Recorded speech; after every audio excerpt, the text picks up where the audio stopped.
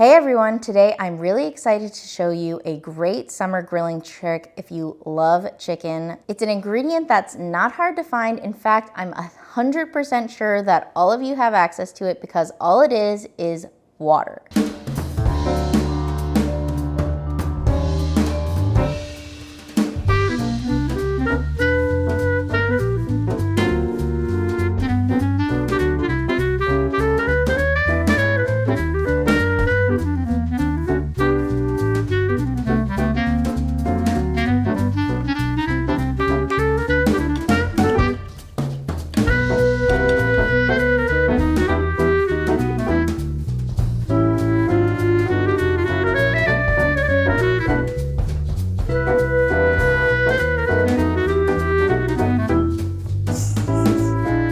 So this is actually a trick that we've been using for years and years in our Chinese cooking, mainly for meat stir fries. And you might have heard us talk about velveting meat for stir fries, and that usually involves adding cornstarch and seasonings and water and oil to meat, and that really helps make it juicy and delicious. And over the years, we've noticed that chicken in particular has a really astounding ability to absorb water. And the result is that you get much juicier chicken in your stir fry. So my mom the other day was actually preparing for a party with friends and family, and she developed this grilled chicken recipe, and all she did was marinate the chicken as usual and add water. Legitimately, people were raving about the chicken. I mean, me and Sarah, as my mother's own children, were astounded at how good the grilled chicken came out. So everybody was asking for the recipe, and when you make this chicken, I promise you that your friends and family will be doing the same. I know what you're thinking. Okay, how much water? Is it really gonna make a difference? 2 chicken breasts can actually absorb anywhere from 1/3 cup to 1/2 cup of water. It's actually a pretty astonishing amount, and once the chicken sits in the fridge overnight to marinate, you'll see that all of the water is absorbed, and all of that water turns into juicy grilled chicken once it's cooked. The other trick we use for this chicken is pounding it out. So when you pound out your chicken breasts to be thinner, they cook quicker on the grill, which means that they have less of a chance to dry out. So there are a few ways that you can pound out your chicken breasts, and I'll go over all of them. So the first way is you can just cover your chicken breast with plastic wrap or some wax paper, parchment paper, whatever you have on hand. And then you can pound it out using just like a regular old garden variety skillet that you have. Another good trick is rolling pin, but I know not everybody has a rolling pin around. If you're not a baking guru, you probably don't have one of these, but you know, you just kind of go over it a few times and that works great. The other interesting trick that we like to use is another trick that we learned from Chinese cooking, which is using the back of a knife. So you kind of rotate the chicken, quarter turn, pound it out with the back, and then you end up with this interesting crosshatch pattern that really allows the water and the flavorings actually to penetrate the meat. So normally with like a meat mallet that has that kind of grooved pattern to it, you would achieve the same effect, but we don't have a meat mallet, and I feel like unless you're a 1950s housewife, you don't have a meat mallet either. So the back of a cleaver, Chinese cleaver, the back of a thicker chef's knife, honestly, also fine. That's another great trick to make sure that your chicken turns out juicy every time. So what cuts of chicken will work with this water trick? So we use bone-in, skin-on chicken breasts because we actually think that with the bone-in and the skin-on, there's way more flavor. And all you have to do is debone the chicken breast. I'll show you how to do that today. If I can do it, I'm pretty sure you can do it. And you can also use boneless, skinless chicken breasts. So we're gonna cook both today and we'll show you how both turn out. If you wanted to, you could use boneless, skinless thighs as well, but thighs are already pretty juicy, so it's not actually that important that you use this trick on them. But like I said, this is a Chinese trick through and through. Adding water to meat that we cook in stir fries, adding water to dumpling fillings makes a huge difference in the end result of the dumpling. The addition of water actually makes it such that you get a really juicy, brothy bite of your dumpling every time. There's no reason why we can't use these easy Chinese tricks when we're cooking non-Chinese recipes in the kitchen, and this is a perfect example of that. I think that's all my ranting and raving, so let's get to it. First, I'm gonna show you guys how to debone a bone-in split chicken breast.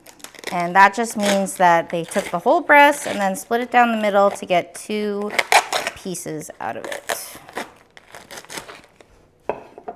Usually one of the chicken breasts is a little bit easier to debone because it's the side that got sort of the smaller piece. At least that's what it seems like. So this one is a little bit tricky in that there's a few little bone spur pieces here that snuck in. So I'm just gonna, those are just coming away if I like pick them off. So set those aside. And honestly, I am not like chef de cuisine when it comes to meat, but I just use my common sense and a sharp knife. So you just kind of want to like run the knife along the border of the bone. And there is this sort of like cartilage piece that's not like a hard bone, but you are going to want to get rid of that. And then you can kind of just use the knife to follow the shape of the bone. And these are like the sort of like rib pieces of the chicken. And obviously you want to keep as much meat as you can with the main piece and just do your best. It's not a deal breaker one way or another, because what we do is we actually save these bones in a Ziploc bag and then we use them to make chicken stock, and it turns out really great. So I'm just kind of getting in and around these pieces you can see from the other side.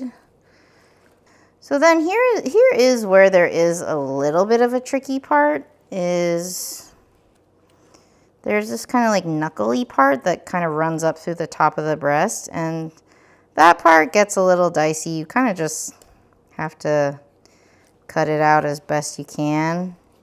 And you can see like I'm exposing it there, and if raw chicken is not your game, just forward through this part and skip on over to the boneless, skinless chicken breast.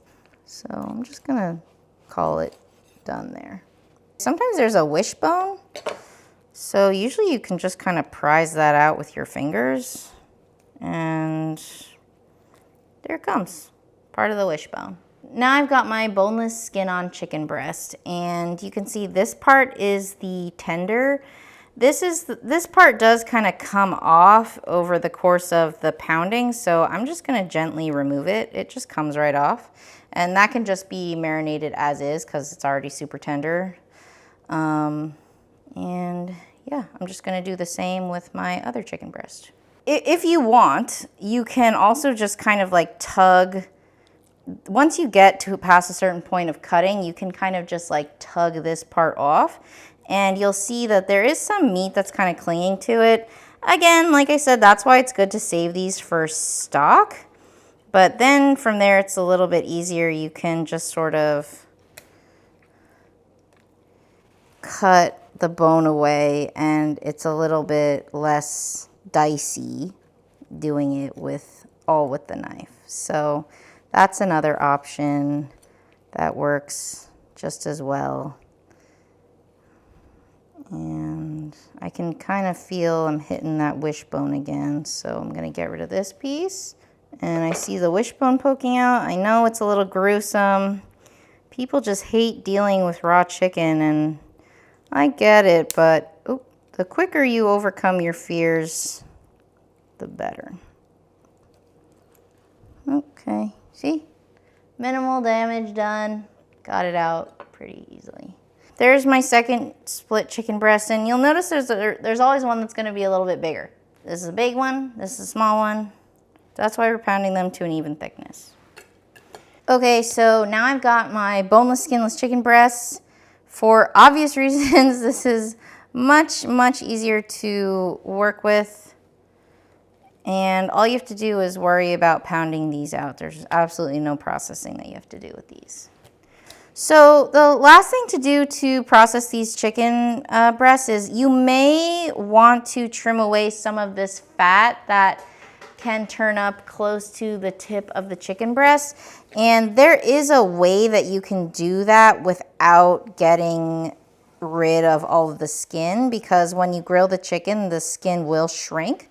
The whole point of this is to get juicier chicken. It's not a crucial step, but for example, if my mother were doing this, she would do that. So if you have folks who are anti-schmaltz, I don't know why they would be, you can take that extra step. Like I said earlier, you can use the back of a Chinese cleaver. You can use the back of a chef's knife. It's that blunt side. And you can do it in a crosshatch pattern, or you can just take a rolling pin and just pound it out, and that will work great too. You can already see, just like with a few hits, like it's already flattening. I'm gonna do the crosshatch trick just because I think that that's a newer trick for most people. So basically what you do is you just kind of run over it.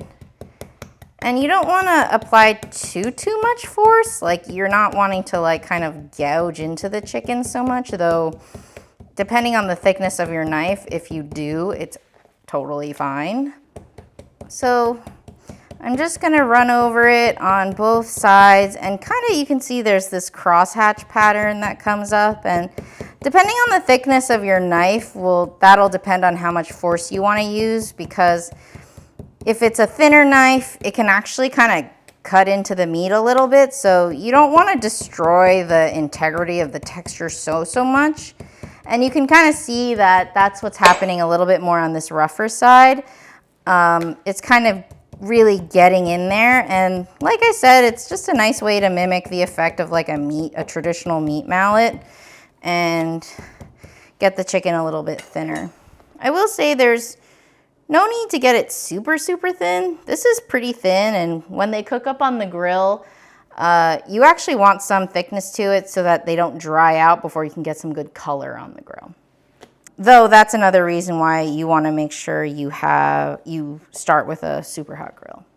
So the Chinese cleaver is a little sharper, and it's also heavier, so it kind of gets the chicken to a flatter place quicker. And I'm not gonna go crazy on the top too much, and I'll probably just go over the bottom like one time in each direction. So now I'm gonna rotate and just get that nice crosshatch texture and just open up the chicken for the water to absorb. That's it. Those are my 2 chicken breasts processed. You can use either one for this recipe, and both will turn out great. It's really just a matter of personal preference. So now we're gonna get on to the marinade. If you have one of those food processors or mini food processors or food choppers or a garlic press, now is the time to get it out. I don't know about you, but our garden is busting with fresh thyme and oregano right now. And it's just a really great way to use it up, and the thyme kind of has that lemony flavor, so you don't even need fresh lemon. I mean, you could put some fresh lemon if you want, or squeeze it over when it's finished cooking, but it's really not necessary. If you want, you could use this technique of using the water in the marinade and then pounding out the chicken, and you could do whatever flavor combinations that you want. So it's really up to you. The one thing that is important is that it should marinate overnight for best results, but I feel like you could get away with like half a day or a full day if you do it in the morning and then cook it at night. So it's flexible. I've got my oregano and my thyme, and I've got my garlic. So I'm just gonna start by processing this thyme because it can be a little time consuming. Really the main stem that you're worried about is the like woody part of it. If some green stem gets in, it's really no big deal in my experience. So this process doesn't have to be perfect. Does not have to be perfect. Just basically get the little leaves and the little tender stems off of the thyme so that you're not wasting any of the good stuff. And then like this is what you want to discard. Okay, so I need a little less than the same amount of oregano. And I'm just gonna chop it all together to make my life easier. Chinese cleaver is great for something like this. Just makes quick work out of it. You want it pretty finely chopped because if it's too big, it's just gonna burn on the grill in big chunks, so. Okay, I'm just gonna move that aside while I get my garlic going. 2 tablespoons of minced garlic, and you don't have to be overly precise about this. So I'm gonna get the herbs into this bowl, and then I'm gonna start working through my garlic, and I am going to cheat and use a garlic press. Or I like it extra garlicky, so I'm just gonna use what I've got here. So I'm gonna add 1.5 teaspoons of salt. I have this pre-ground black pepper dust just for ease. I'm gonna use a 1/4 teaspoon. If I was using fresh ground, I would just eyeball it. Now I need 3 tablespoons of olive oil. In they go. And this gives the chicken that delightful summery flavor. I'm just gonna mix it up. So I think I kind of over-indexed on my herbs and all the excitement. So I'm just gonna add a little bit more until I get closer to a paste-like texture. That should be good. If you were following this recipe with the exact by the tablespoon measurement, you wouldn't have to do that, but I am not quite following the recipe. Okay, so that's my marinade done, and now we're going to mix the chicken with the water. So this is the fun part where you get to see how much water this chicken absorbs. So I have 1 cup of water here, and we're just gonna add it slowly, a little bit at a time. You don't wanna slosh it all in. And then you kind of just stir it with your hands just to kind of work it in and give the chicken time for it to absorb. If you're squeamish about touching raw chicken, well, congratulations on getting this far, but you could also do this step with a spoon. And we're already down we've already got a 1/4 cup in here of water. And I am anticipating using at least a 1/2 cup, if not a little bit more here. So I'm just continuing to mix it in, and I've added in 1/3 cup now. All right, so the chicken has absorbed that last bit of water. I'm gonna go for a full 1/2 cup for these pieces.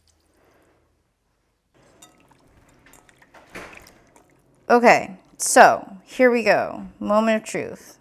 I added in a 1/2 cup of water. There's a little bit of straggler water that's taking a little while to absorb, but once we add the marinade in and this sits overnight, that's all gonna be gone. I'm gonna go in with my herb and garlic marinade now and then mix it in, cover it into the fridge, and we're gonna have some awesome grilled chicken tomorrow. Just gonna use a chicken to scrape every last bit out. So I'm just mixing it together, and that's the prep.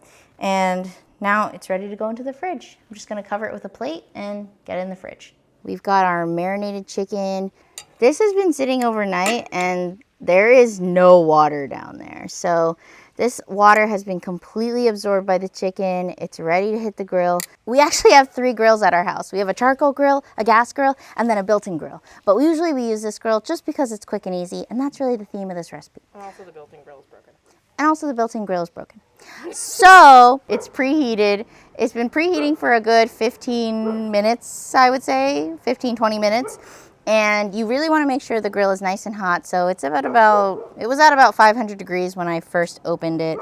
It's hovering at 475, and that's perfect for grilled chicken.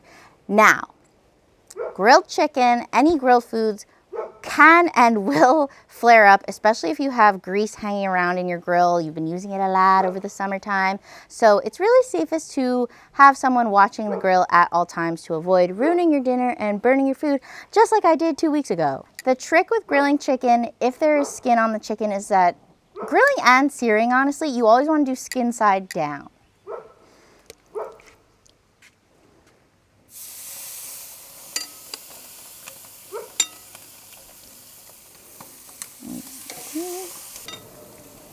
So those are the deboned skin on split chicken breasts. These are my favorite. We're also going to do some standard boneless, skinless chicken breasts today. And honestly, we're not really anticipating that those cook up terribly, terribly different. But if you really like chicken skin like I do, then self-explanatory. The really nice thing about the bone and skin on chicken breast is that you do get the chicken tenders. So I'm just going to nestle those there for safety. And it can be a little tricky to prevent those from falling through the grill. So just watch them. As you can see, I've oriented the chicken such that it's perpendicular to the grill marks, or horizontal in other words. And we're going to rotate the chicken so that we get full sear coverage. And you want to be rotating the chicken before you do any flipping. So keep that in mind. Atmosphere. Whew, sweaty. You can entertain yourself as you like in front of the grill.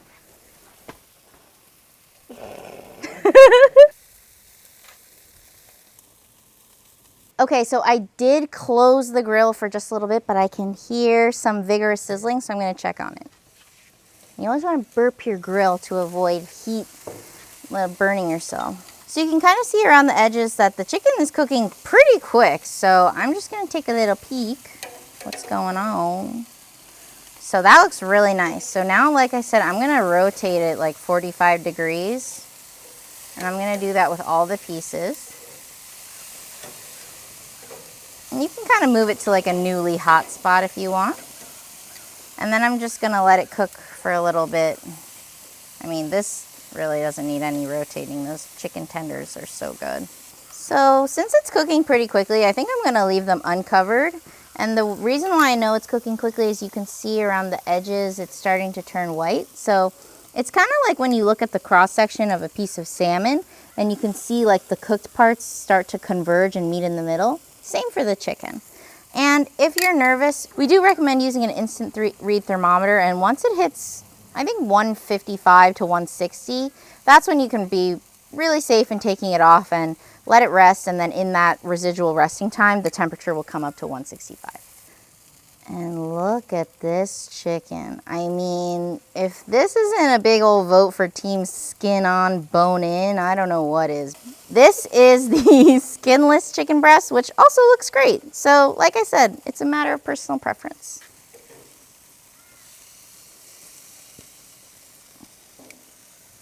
I'll flip it. Now I'm gonna flip these. And look at that chicken skin. I mean, I will always be a sucker for chicken skin, and that will never change. And look at those chicken tenders. Honestly, those are the best part. No skin on the tendies, though. No.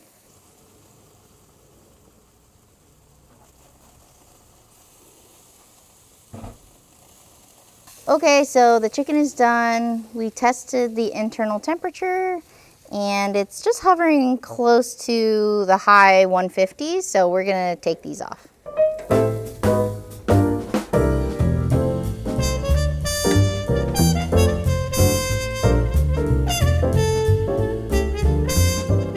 That's our juicy grilled chicken, and I'm really happy with the way this turned out, and it smells so good. You could use this as a summertime noon dish. You could pre-cook it and use it in salads all week long. It's just a really solid, really good grilled chicken, and I hope you guys like it. Since I have been yapping inside, I have been... You haven't been yapping because this is the next day. Oh, that's right. So it's the next day. I'm wearing the same outfit. Just ignore that. We are